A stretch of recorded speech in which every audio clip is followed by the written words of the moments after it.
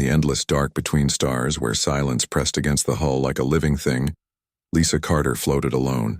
Her ship, the modest freighter Dawn Skipper, drifted just beyond the outer rim of charted space. Its lights flickered weakly, and the hum of its engines had faded to a tired whisper. Oxygen levels were dropping. Power reserves blinked red on the main console, and Lisa, the last human aboard, had not slept in 2 days. She had once been part of a diplomatic envoy sent to negotiate peace with the Krell, a brutal, expansionist species that saw other life forms as either slaves or obstacles. The mission had failed before it began.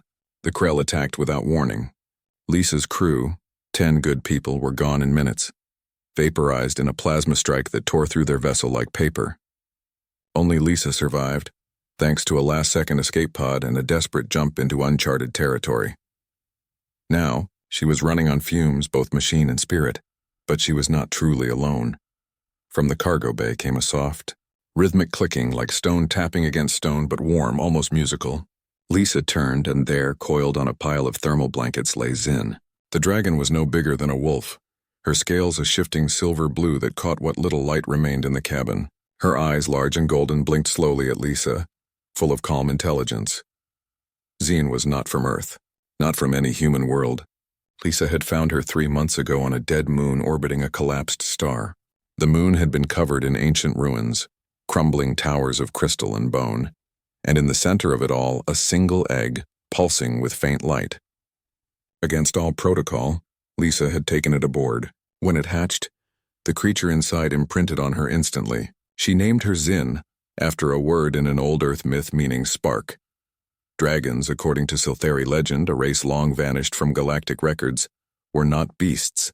They were sentient, empathic beings tied to cosmic energy, capable of bending light and thought. Most believed them extinct. Lisa had thought so too, until Zin opened her eyes for the first time and looked at her like she already knew her soul.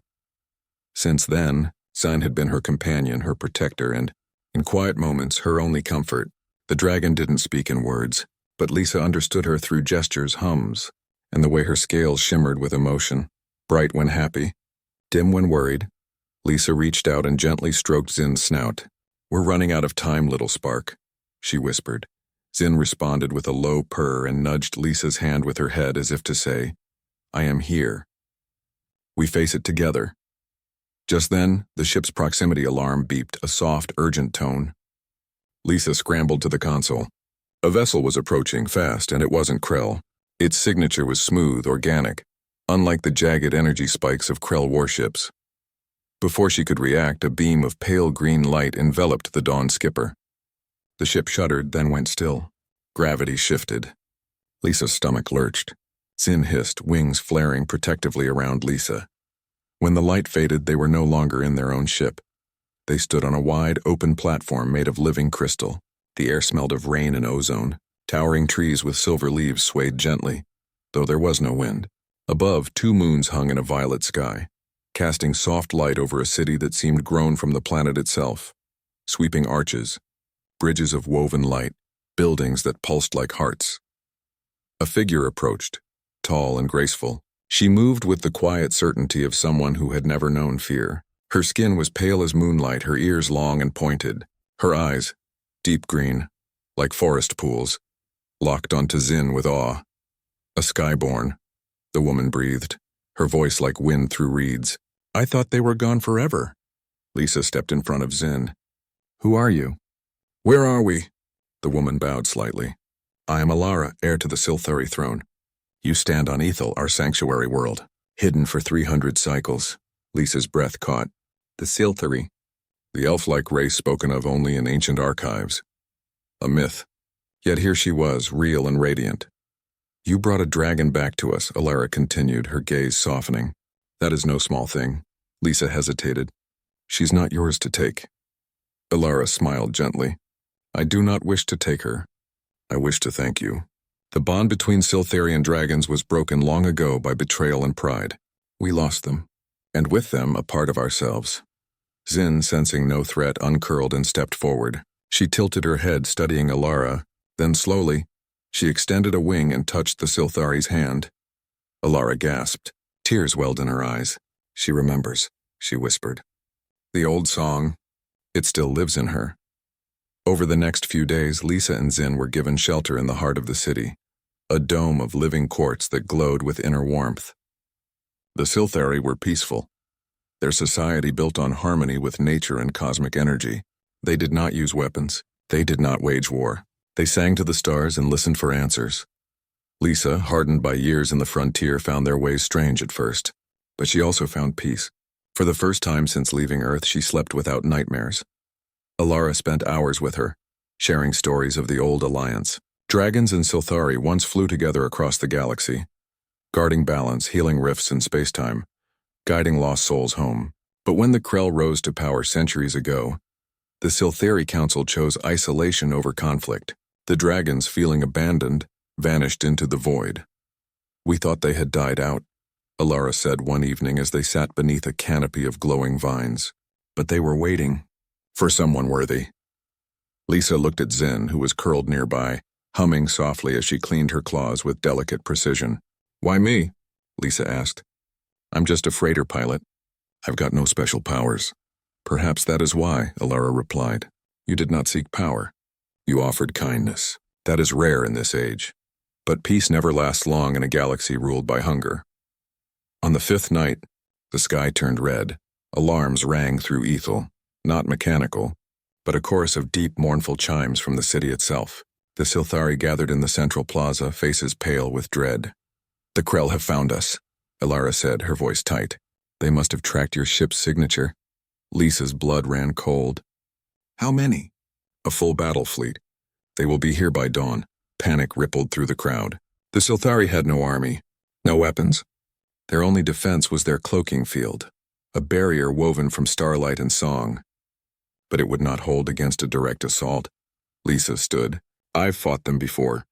I know how they think." Alara looked at her, hope and fear warring in her eyes. "What would you have us do?" "You hide your people. Get them to the deep caves beneath the city. I'll draw their attention. You cannot face them alone." "I won't be alone," Lisa said, glancing at Zin, who had risen to her feet, scales gleaming with determination. Alara nodded slowly. "Then we fight not with weapons, but with what we have. Our knowledge. Our bond." By morning, the Krell Armada loomed in orbit, a swarm of jagged black ships bristling with cannons. Their flagship, the Iron Maw, descended like a predator. Lisa stood on the highest tower, Zin beside her. She wore a Silthari light armor suit, thin but strong, woven from biofibers that responded to thought. In her hand, she held a pulse rifle salvaged from her ship, modified with Silthari energy cells. Alara joined her, holding a staff of crystalline wood that hummed with power. "They will land in the eastern field," she said. "They always do. They believe open ground favors their numbers." "Then we let them think that," Lisa said, as the first drop pod slammed into the earth, spewing Krell soldiers, hulking armored, with eyes like burning coals. Lisa triggered the trap. The ground beneath them was not solid. It was a network of Silthari root tunnels now charged with resonant energy. At Lisa's signal, Alara sang a single clear note. The earth rippled. The Krell sank into soft, living soil that hardened around them like stone. But more kept coming. Zin leapt into the sky, wings spreading wide. She let out a cry that was not sound but pure vibration, a frequency that disrupted Krell comms and scrambled their targeting systems. Chaos erupted among their ranks. Lisa moved like a shadow, picking off officers with precise shots. She used the terrain, the trees, the very air to her advantage. She was outnumbered but not outmatched. Deep in the city, the Silthari sang. Their voices wove together, strengthening the planet's natural defenses, guiding Zin's flight, shielding Lisa from harm. But the Krell warlord, General Vorak, was no fool. From his command pod, he watched the battle unfold. He saw the dragon, the human, the elf, and he understood. "They have the Skyborn," he growled to his second. "Kill the human.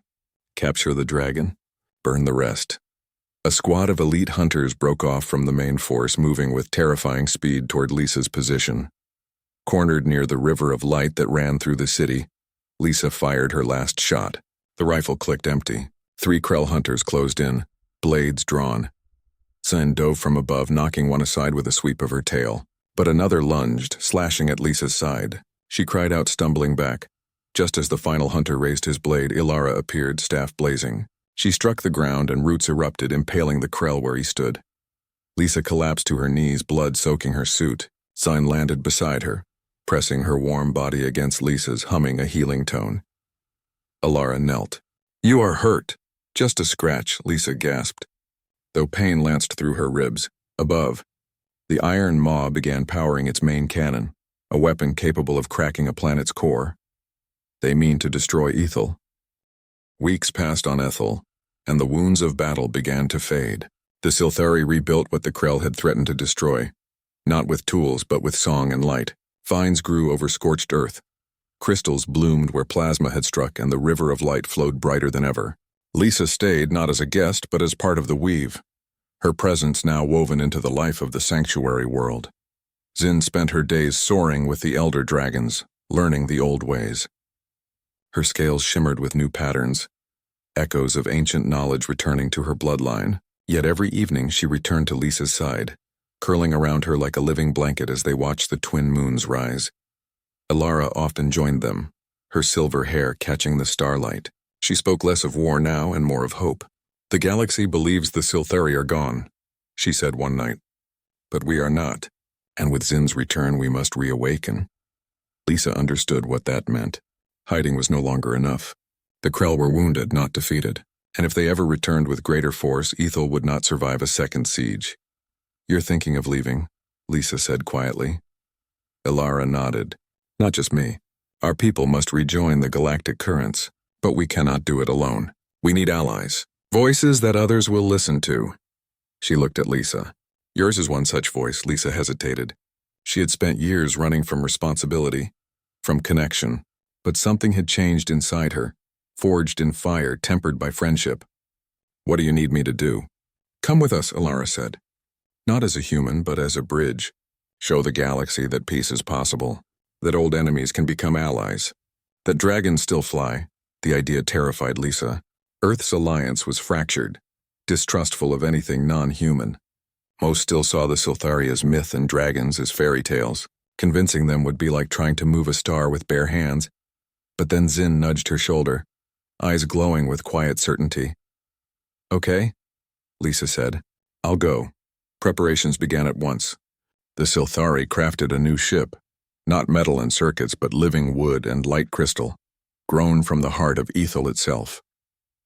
They called it Whisper Wing. It responded to thought, healed its own wounds, and could fold space like a leaf curling at dusk. Lisa helped design the interior, blending human tech with Silthari biology. She installed a comms array that could translate Silthari song into standard galactic code. Sun, meanwhile, bonded with the ship's core, becoming its living navigator. When the day came to depart, the entire city gathered. The Silthari sang a farewell that made the stars tremble. Lisa stood on the ramp of Whisper Wing, heart pounding. She was no longer just Lisa Carter, freighter pilot. She was something more. Ilara joined her, wearing a cloak of woven moonlight. "Ready?" Lisa took a deep breath. "As I'll ever be." Whisper Wing lifted silently into the sky, leaving a trail of soft light behind. Within moments, it vanished into the fold, jumping beyond the rim, toward the heart of known space. Their first stop was the neutral station, Viridia, a bustling hub where 100 species traded, argued, and sometimes fought. It was chaotic, loud, and dangerous, but also the best place to send a message. As Whisper Wing docked, Lisa felt eyes on her. Humans, Krell sympathizers, mercenaries, all watched the strange organic ship with suspicion. She stepped out in her Silthari armor, Zin perched on her shoulder like a living crown, Ilara beside her in full regalia. Whispers spread like wildfire. "The elves are back, and they brought a dragon." News reached the station's governing council within hours. They demanded a meeting. In the council chamber, cold and metallic, Lisa faced a table of hardened diplomats, humans, Virex, and even a former Krell defector. None looked friendly. "You claim to represent the Silthari," said Commander Hale, a grizzled human with a cybernetic eye. "A race declared extinct 3 centuries ago." "Prove it."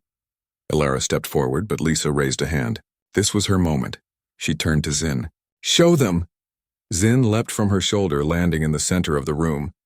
She closed her eyes and her body began to glow, not with fire but with soft golden light. Symbols appeared in the air around her, ancient and shifting.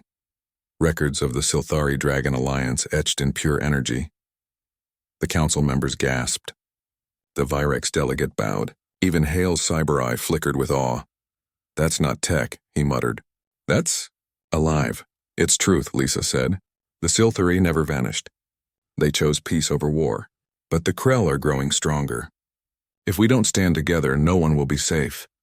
For the first time, the council listened. Over the next few days, Lisa, Alara, and Zin met with traitors, rebels, scientists, and exiles. They shared stories, not threats. They offered healing, not weapons. Slowly, doubt turned to curiosity, then to hope. But not everyone welcomed their message. On the fourth night, as Lisa walked back to the ship, shadows moved in the alleyways. 4 figures emerged.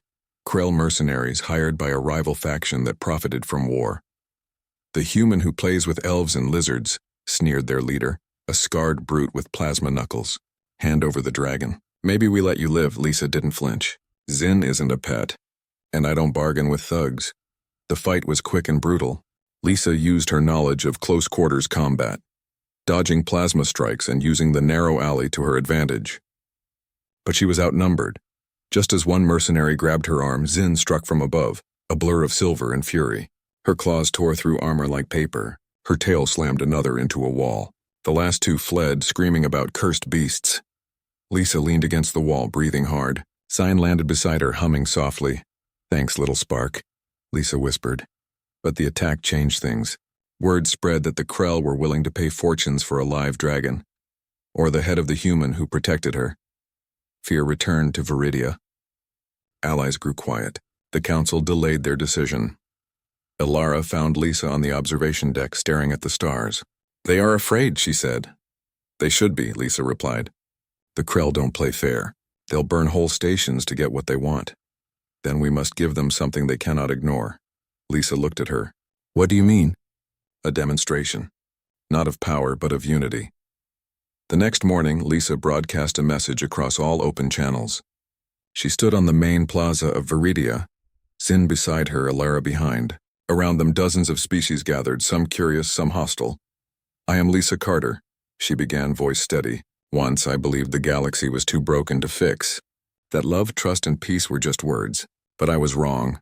She told her story, of loss, of finding Zin, of a hidden world that chose kindness over conquest. She spoke of the Krell not as monsters, but as a warning of what happens when fear rules. Then Alara stepped forward and sang. It was not a song of war, but of memory, of stars being born, of dragons dancing in nebulae, of hands of different shapes joining in peace. As she sang, Zin rose into the air and released a pulse of light that touched every being in the plaza. For a moment, no one moved. Humans felt the calm of Silthari minds. Virex sensed the warmth of human courage. Even the Krell defector wept. In that shared second, the walls between species cracked. The broadcast went viral. Across 100 worlds, people watched. Some mocked. But many believed. Back on Viridia, the council reconvened. This time, their decision was unanimous. They would form a new coalition, the first in centuries, with the Silthari as founding members and Lisa as envoy.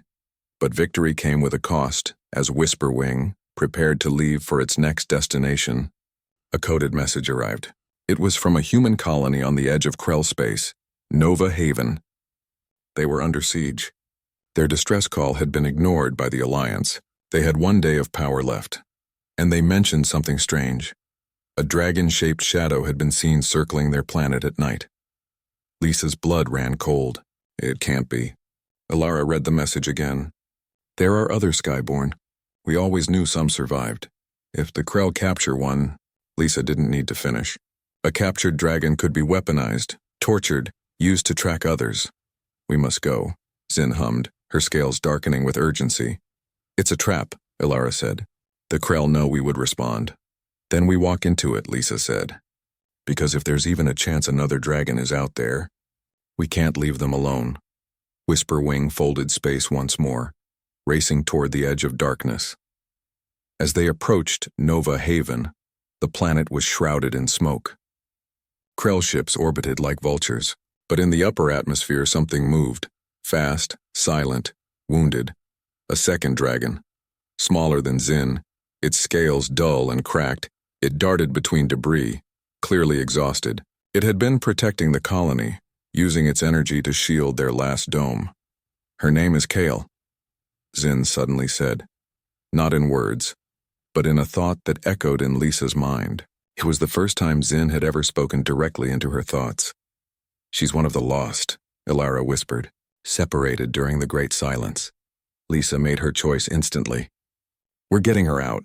The rescue was desperate. Whisperwing dove through Krell fire, its living hull absorbing blast that would have shredded a normal ship. Sign flew ahead, drawing enemy fire while Lisa guided the ship through the chaos. On the surface, colonists huddled in the ruins. A young girl, no older than 10, stood at the edge of the dome waving a tattered flag. Beside her, barely standing, was Kale, wings torn, one eye clouded. The evidence from Nova Haven spread like wildfire. The datapad Lisa had rescued contained logs, images and recordings of Krell experiments, not just on humans, but on dozens of species, including captured Silthari scouts and young dragons. The Galactic Alliance, once slow and skeptical, could no longer look away. Emergency sessions were called. Old treaties were rewritten. For the first time in generations, the major powers agreed on one thing. The Krell had to be stopped, but agreement did not mean unity. Fear still ruled many hearts. Some worlds refused to send ships. Others demanded proof that the Siltharian dragons were not a new threat in disguise. Lisa knew words would not be enough this time. They needed a symbol, something the galaxy could see, trust, and follow. That symbol would be Whisperwing, and the crew aboard it. With Kyle recovering and her strength returning, the two dragons began to share more than just energy. They shared memories. Kyle had been separated from her kin during the Great Silence, raised in secret by a hidden order of human monks on a forgotten ice world. They had protected her, taught her to hide her light, and whispered stories of a time when dragons and people walked together. Now, she had found her family. Lisa watched them often, Zin and Kale circling each other in the ship's open garden chamber, their scales flashing in silent conversation. It gave her hope. If two lost souls could find each other in the dark, maybe the galaxy could too. Their next mission came from an unexpected source. A distress call from the Outer Rim, not from a colony, but from a derelict space station known as Echo Vault. Once a research outpost for ancient artifacts, it had gone silent decades ago. Now its beacon pulsed with a Silthari frequency, one only Ilara could recognize. It's a memory stone, she told Lisa, eyes wide. Placed there by my ancestors before the retreat. If it's still active, it holds the full history of our bond with the dragons, proof that we were never enemies. But Echo Vault sat deep in Krell-controlled space. It's a suicide run, Lisa said, studying the star map. Maybe, Ilara replied, but if we can recover that stone and broadcast its contents, the Alliance will have no choice but to stand with us. Zin nudged Lisa's hand. Kale let out a low, determined hum. They were ready. Whisperwing slipped through the void like a shadow, its living hull masking its signature. They avoided patrols, used asteroid fields as cover, and once hid inside the magnetic tail of a dying comet. After 3 tense days, they reached the station. Echo Vault hung in orbit around a dead planet, its surface scarred by old battles. The station itself was half collapsed, drifting slowly. But the Silthari beacon still glowed faintly from its core. They docked in silence. Inside, the air was stale, the lights long dead. Vines had grown through the walls, Silthari bioseeds, planted centuries ago, still clinging to life. Ilara led the way, her staff lighting the path. Lisa followed with a pulse pistol, Zin and Kale flanking them, senses sharp. Deep in the station's heart, they found the chamber. A crystal pedestal stood in the center, and on it rested a smooth black stone no bigger than a human fist. It pulsed with soft light. Ilara reached for it, and alarms blared, not old alarms, new ones. Krell soldiers flooded the corridors. Not just a patrol, this was an ambush. They had been waiting. They knew we'd come, Lisa hissed, shoving Alara behind her. The Krell commander stepped forward, taller than most, his armor lined with glowing red veins. "You are persistent, human," he said, voice crackling through a translator. "But this ends now." Lisa didn't answer. She fired. Chaos erupted. Zin and Kale launched into the air, their wings knocking Krell off balance. Lisa used the narrow corridors to her advantage, ducking behind consoles, using old machinery as cover. Alara sang a low note, and the vines in the walls came alive, tangling around enemy legs, but there were too many. Cornered in the main chamber, Lisa grabbed the memory stone and shoved it into her pack. Fall back to the ship. They fought their way back, step by bloody step. Kale took a plasma bolt to the wing, but kept flying. Zin shielded Alara with her body, scales smoking from repeated hits. Just as they reached the docking bay, the Krell commander blocked their path. "Give me the stone," he demanded, "and I will let your pets live." Lisa stood tall. "They're not pets. They're my family." Then she did something unexpected. She activated the station's old self-destruct sequence, something she'd found in the logs on the way in. 10 seconds. The Krell hesitated. Lisa didn't. She grabbed Alara's hand, whistled for the dragons, and sprinted for Whisper Wing. The ramp closed just as the first explosion rocked the station. They jumped to fold space seconds before Echo Vault turned to dust. Back in safe territory, they examined the stone. With Alara's guidance, they activated it.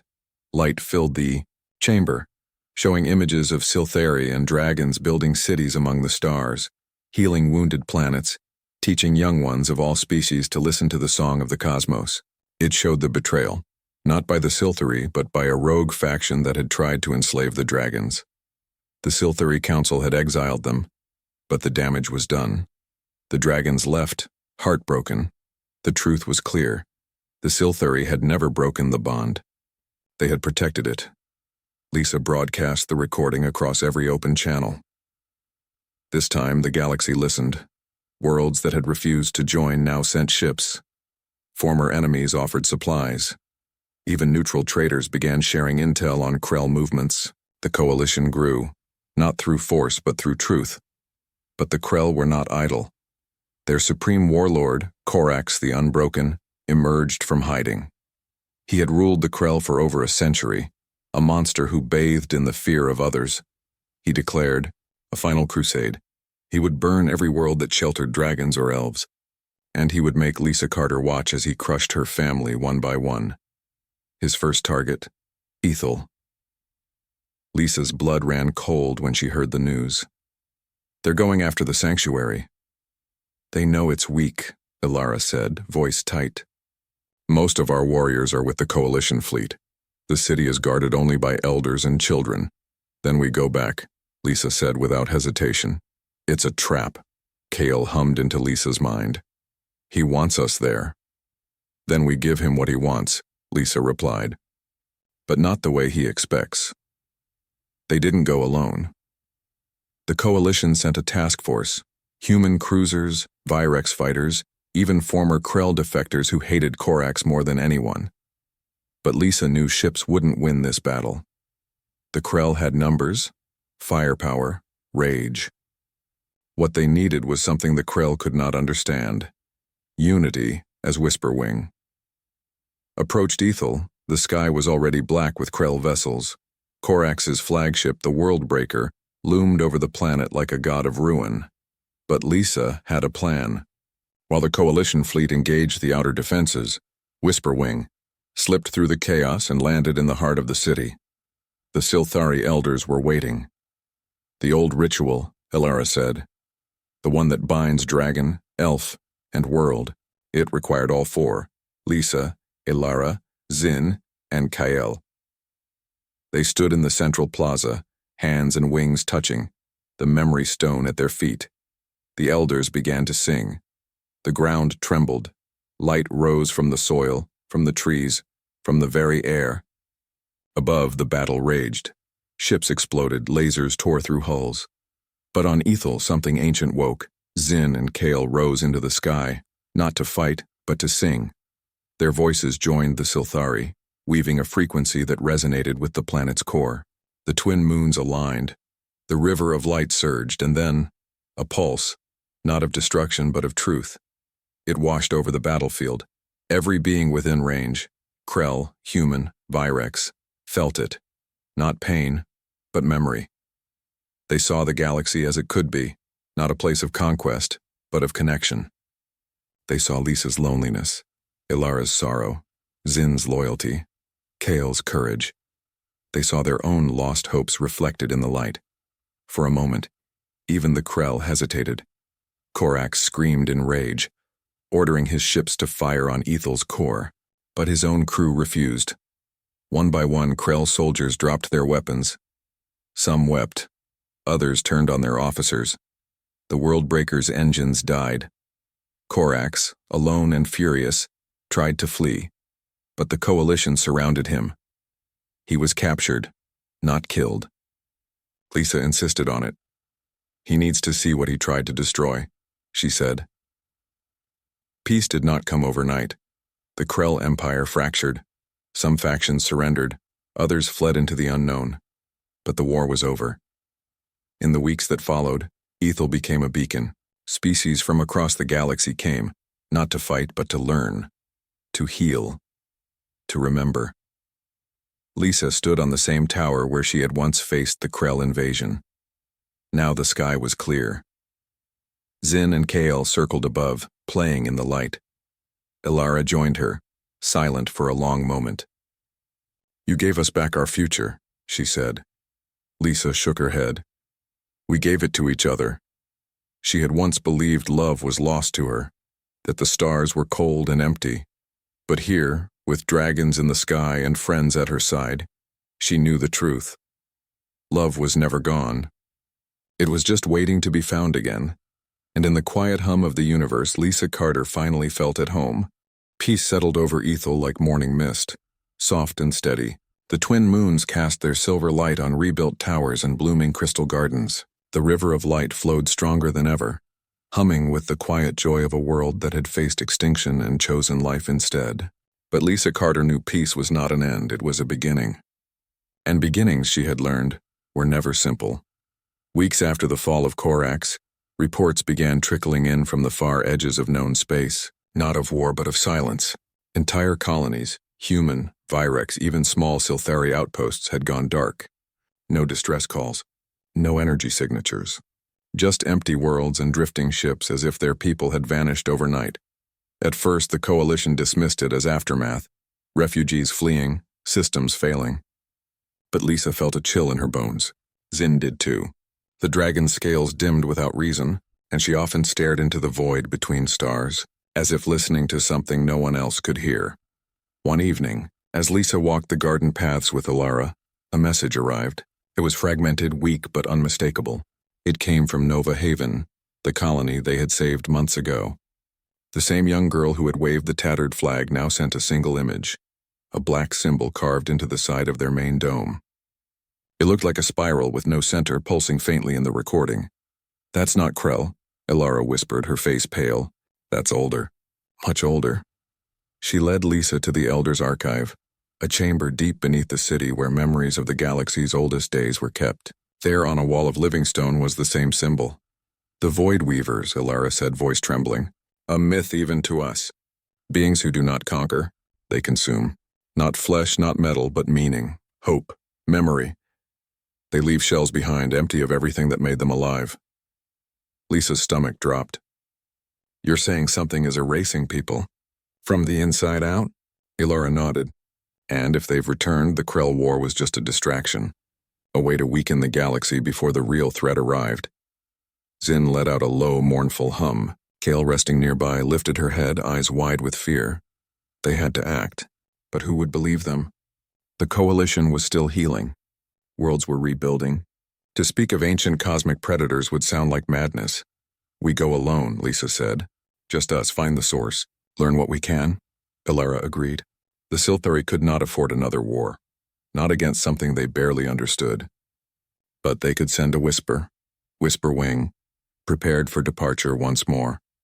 This time its hull was reinforced with memory vines that could shield minds from psychic intrusion.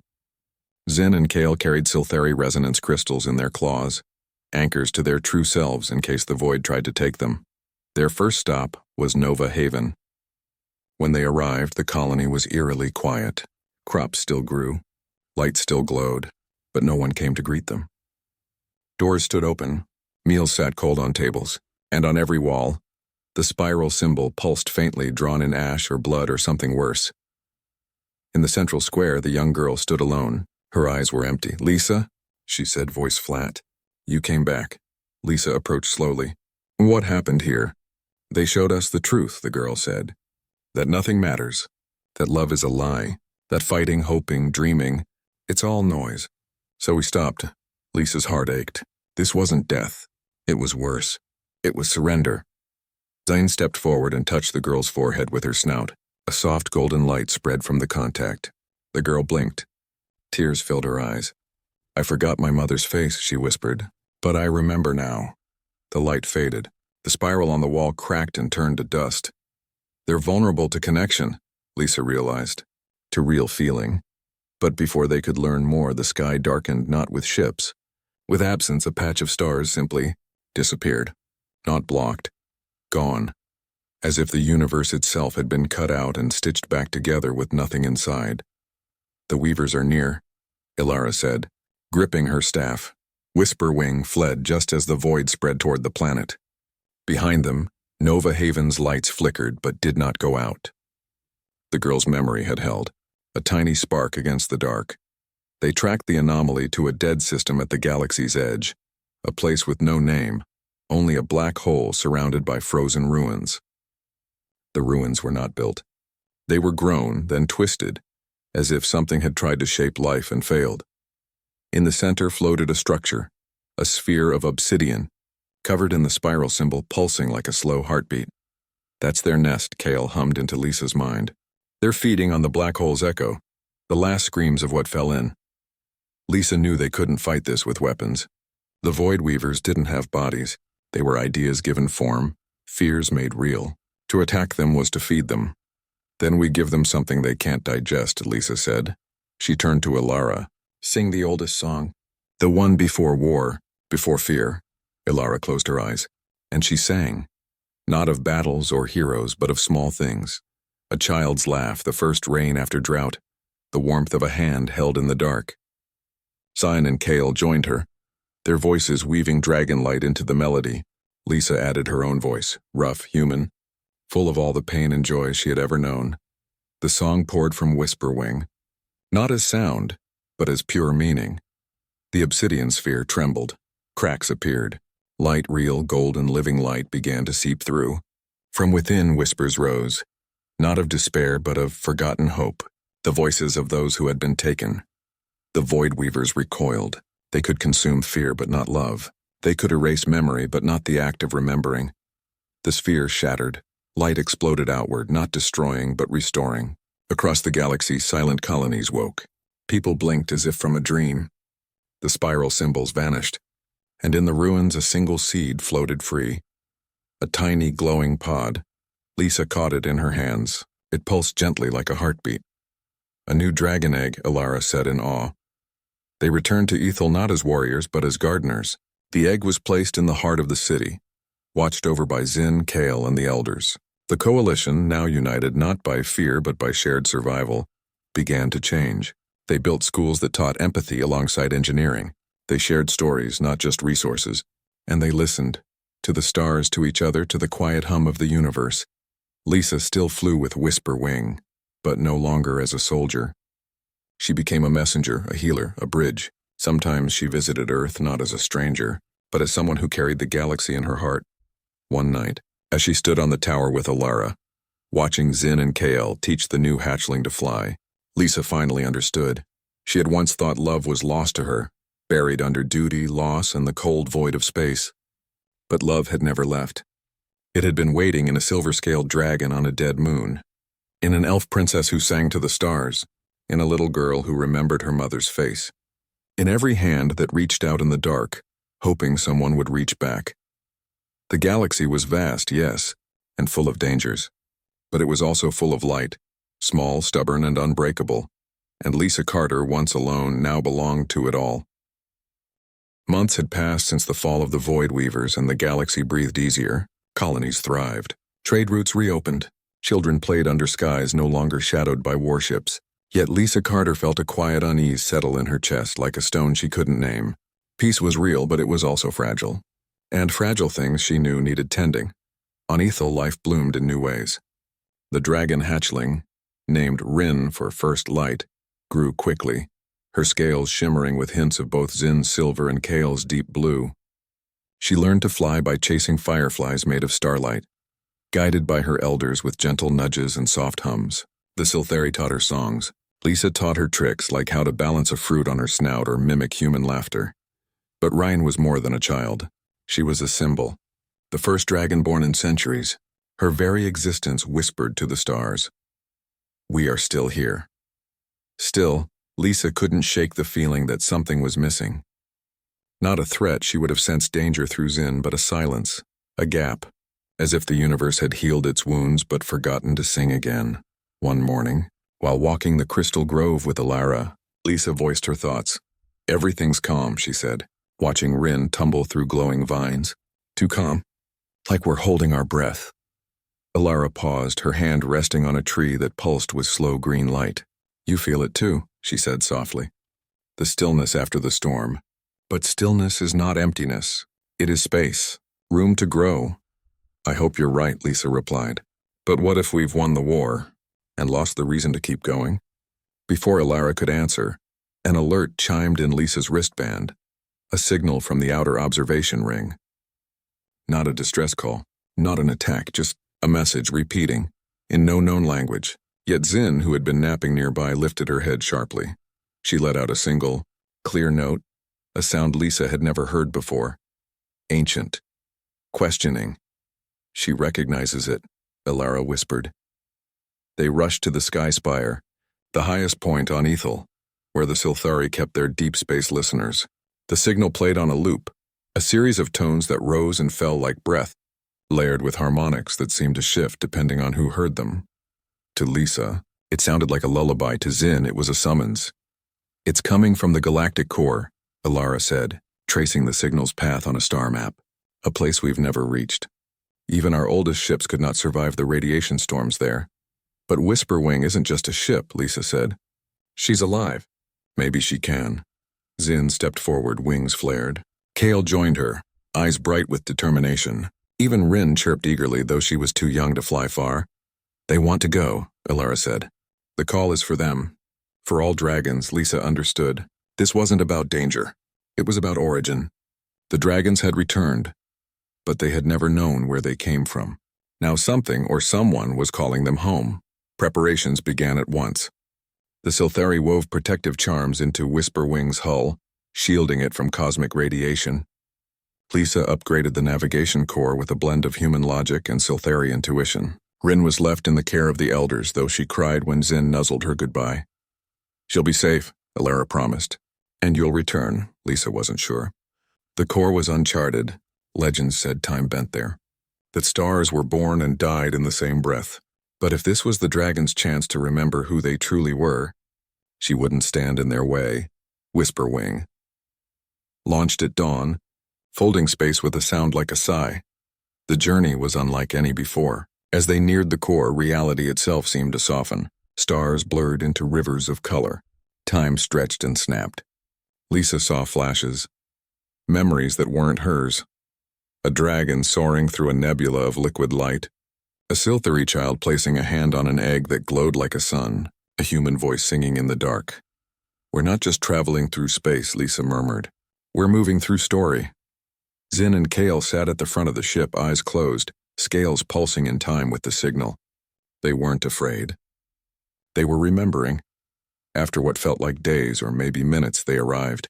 Before them hung not a black hole, not a star, but a sphere of pure, swirling light. It had no surface, no edge. It simply was. And from it came the song, clear now, whole, alive. Whisperwing drifted closer, drawn not by engines, but by longing. As they entered the light, Lisa felt no heat, no pressure. Only warmth, like coming home after a lifetime away. Inside, the truth unfolded. The dragons were not born of flesh and fire. They were echoes of the first thought the universe ever had. I am not alone. They were made from the moment stars looked at each other and felt connection. They were cosmic empathy given form. The Silthari had not created them. They had recognized them. And humans, in their own stumbling way, had done the same. The light showed Lisa everything. How dragons had scattered when the galaxy grew cold. How they slept in eggs across dead worlds, waiting for someone kind enough to wake them. How Zin had chosen Lisa not by chance, but because Lisa's heart still held love even when she thought it was gone. Tears streamed down Lisa's face, not from sadness but from understanding. Then a new presence stirred. From the heart of the light emerged a being, not dragon, not elf, not human, but all and none. It had wings of stardust, eyes like twin galaxies, and a voice that was the hum of creation itself. You have brought them back, it said, not in words, but in feeling. We didn't bring them, Lisa replied. We just listened. The being, she called it the first spark, smiled. That is enough. It turned to Zin and Kale. You may stay, learn, remember, or you may return carrying the light. Zin looked at Lisa. Kyle did the same. They chose to return. But before they left, the first spark gave Lisa a gift. A single thread of light, woven into her chest. Not a weapon, not a power, just a reminder that she too was part of the song. Whisperwing emerged from the core, changed. Its hull now shimmered with faint starlight. Its hum was deeper, richer, and Lisa, she felt different, lighter, as if a weight she didn't know she carried had been lifted. On the journey home, she sat with Zin watching the stars blur past. You could have stayed, she said softly. Zin nudged her hand. Home is not a place. It is who you are with. When they returned to Ethel, the entire city gathered. Rin squealed with joy and leapt into Zin's wings. Alara ran to Lisa, eyes wide with wonder. You're glowing, she said. Lisa laughed. Maybe a little. In the days that followed, the dragons began to change. Not in form, but in presence. Zin and Kale could now share memories with a touch. Rin could calm storms with a hum. And Lisa, she could hear the song of the world more clearly than ever. The rustle of leaves, the pulse of rivers, the quiet dreams of sleeping children. The coalition heard of their journey, not as myth but as truth. Ambassadors came not to ask for weapons but for wisdom. Schools opened that taught the old songs. Humans planted Silthari seeds in their cities. Phyrex sculptors carved dragons into their temples. And Lisa, she still flew. But now she flew not to fight but to connect. She carried seeds to barren worlds. She sang to broken places. She sat with elders and listened to their stories. One evening, as she stood on the tower with Alara, watching the three dragons dance under the twin moons, Lisa finally understood the full truth. She had once believed love was lost to her, buried under grief, duty, and the cold silence of space. But love had never left. It had been waiting in a silver-scaled dragon on a dead moon, in an elf princess who sang to the stars, in a little girl who remembered her mother's face, in every hand that reached out in the dark, hoping someone would reach back. And now, in the quiet hum of the universe, Lisa Carter knew she was not just part of the story. She was part of the song, and the song would never end.